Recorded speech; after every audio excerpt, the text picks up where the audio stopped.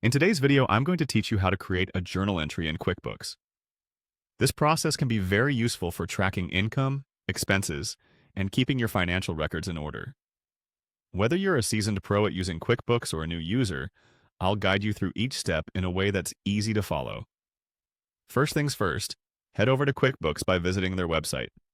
Once you're there, the first thing you'll want to do is access the Journal Entries section. To do that, simply type in Journal Entries in the search bar on the home page.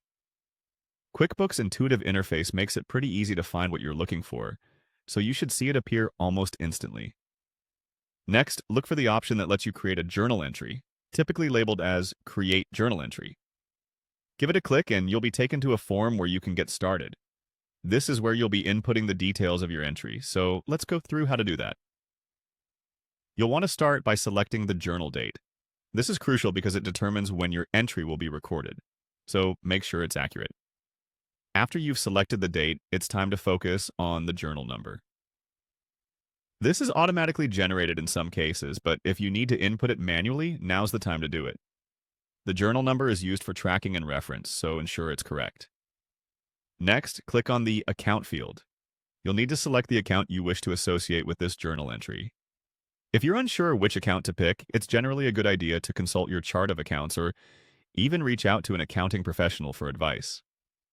Now, let's enter the amounts for debits and credits. Click on the Debits field and input the amount. After that, head over to the Credits field and do the same. Remember, in accounting, for every debit, there should be a corresponding credit.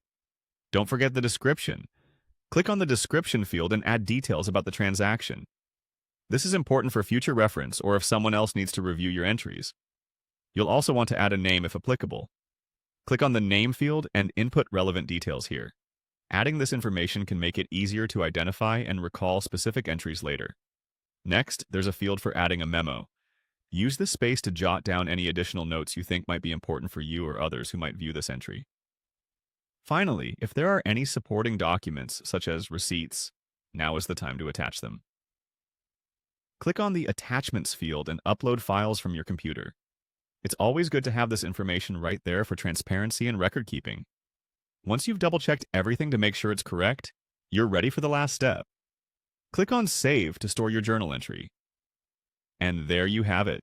You've just created a journal entry in QuickBooks.